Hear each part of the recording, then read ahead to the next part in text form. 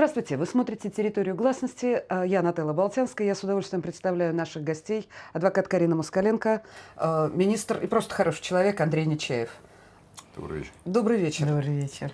И говорим мы с вами на «Территории гласности», как водится.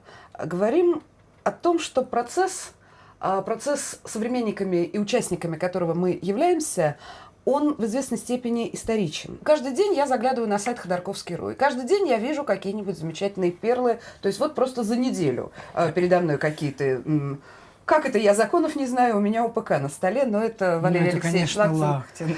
А как меняемся мы в связи с этим процессом, Карин? Причем я бы хотела попросить начать отвечать на этот вопрос Андрея Нечаева, потому что не является участником. Да. Вот это взгляд со стороны, это будет очень интересно. Мне кажется, по мере развития этого процесса появляется у многих какая-то надежда. Надежда на то, что он все-таки не так предопределен, как, скажем, предыдущий процесс, и есть хоть какой-то шанс, что он закончится благополучно. Я не уверен, что это шанс серьезный, но вот я знаю много людей, которые считают, что этот процесс не так однозначен, а это значит, что не так однозначна вообще современная политика России и наша сегодня. То есть, если по этому процессу Ходорковского и Лебедева оправдают, что было бы абсолютно логично с юридической точки зрения, потому что, конечно, обвинения абсолютно нелепые, но это все-таки означает, что что-то в стране начинает меняться. Нет ли у вас ощущения, я понимаю, что у меня, возможно, просто мания преследования, что вот эти, как бы это сказать, иллюзии, эти надежды абсолютно иллюзорные, и нас совершенно сознательно на них подвешивают, на эти крючки, что, ребята, все будет хорошо, а сами потихонечку раз, и делают по-своему, и будет все, как я сказала. Я все-таки изначально считала и продолжаю считать, что результат этого процесса предопределен. Другое дело, что я не могу исключить полностью, что произойдут какие-то обстоятельства, которые изменят вот эту предопределенность. Но то, что она существует, то, что процесс создавался, то, что дело создавалось с целью не выпустить Ходорковского и Лебедева из-под стражи, совершенно очевидно. Что может произойти? Ну, во-первых, никогда вы не можете исключить случайности. Какого-то изменения. Ну, например, вот кто бы мог предположить, что президент Медведев выйдет с инициативой изменения закона в том плане, что лица, обвиняющиеся по экономическим делам, не должны по общему правилу содержаться под стражей. Это, конечно, для этого надо было вообще скончаться одному человеку и не одному человеку под стражей, чтобы кто-то заметил эту проблему. Но другое дело, что инициатива была, и, как это ни парадоксально, даже закон принят. И что? Только кто его исполняет? Вот сегодня ко мне пришли люди с чисто экономическим делом. Там вообще гражданско-правовые отношения, там нет фактически уголовно-правовых отношений. И человек, заслуженный юрист России, адвокат, сидит в тюрьме.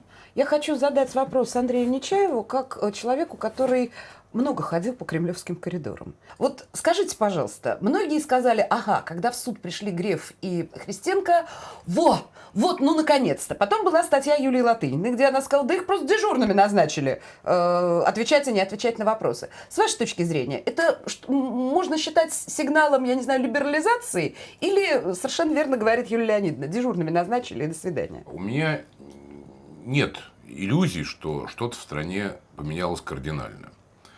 Но, с другой стороны, безусловно, внутри властной элиты идут какие-то очень серьезные процессы и подвижки. И это уже не та вот подковерная борьба, которая была при Путине, когда там одни силовики воевали с другими за контроль над финансовыми потоками. Я в этом смысле не исключаю, что вот это дело, оно как раз будет своего рода такой вот лакмусовой бумажкой, что все-таки каким-то изменениям какая-то часть властной элиты готова. Просто можно сейчас долго там упоминать конкретные имена, но это все будут гипотезы, потому что пока это византийская тайна. Значит, что касается Грефа и Христенко, Ну, я не думаю, что вот им прямо напрямую сказали, что вот вы можете говорить все, что думаете. Ну вот, понимаете, огромное количество каких-то таких паноптических, извините за новое слово в русском языке, деталей. Суфлер в компьютере у прокурора Лахтина. Ну, кто там сидит, ну, расскажите, ну, не могу, умираю, хочу знать, хотя догадываюсь. Постоянные обиды прокурорского состава на публику. Ну, я понимаю, могут быть... Но это же все, понимаете, это же было ужасно бы смешно, если бы не было так страшно. Думаю, что все-таки они там минимально профессиональные люди. И как минимально профессиональные люди, они понимают абсолютную надуманность того обвинения, которое выдвинуто. И тех доказательств, которые это обвинение поддерживают. И, соответственно, конечно, они испытывают чисто профессиональную неловкость. Ну, конечно, такой абсурд представлять в суд стыдно. Угу. Но ведь наши прокуроры очень хорошо себя чувствуют. Они знают, что все, с чем бы они ни пришли, все пройдет. Угу. У них со временем возникает какое-то неумение работать, потому что игра всегда идет в одни ворота. Ну, у меня, извините, на ваш, так сказать, профессиональный уровень этот процесс тоже не может не влиять, потому что вы можете быть на плеваковской высоте, на фантастической высоте, а будет все, как я сказала. Почему так много дел проигрывает Российская Федерация? Потому что власти привыкли. Что такое суд? Суд – это то место, куда вы пришли, куда вы пришли с заданной позиции, ее наверняка разделят. Угу. Это их разучило работать. Просто крошечная реплика. Но, вы знаете, эта ситуация, она с ними самими ведь сыграла дурную шутку.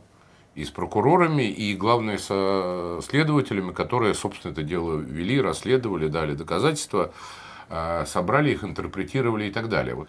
Использовались трансфертные цены? Конечно, использовались. Там использовались всякие... законно это было? Значит, ну, на грани. Это была существующая практика. На грани. Настолько непрофессионально вот это все расследовать, что дальше получается действительно какие-то нелепости. Украли всю нефть. Сами у себя причем. Да. Андрей, но ведь, понимаете, как процесс рано или поздно так или иначе закончится. Карина Копна пойдет защищать других людей. А нам с вами, как гражданам российским, во всем этом болотце жить. И я знаю, что ваши, так сказать, люди, которые вам не чужие, я имею в виду партию «Правое дело», они сейчас борются за одного из таких людей, который, вопреки все тому же закону о том, что за экономические преступления нельзя помещать под арест, он сидит, находится в следственном изоляторе, и в суде им говорят: да что вы говорите, сидел и будет сидеть. И это происходит каждый день. И люди, которых выгоняют из Южного Бутова, это алло, привет, ау, привет от Ходорковского. Разве не так? Как мы-то с этим жить будем?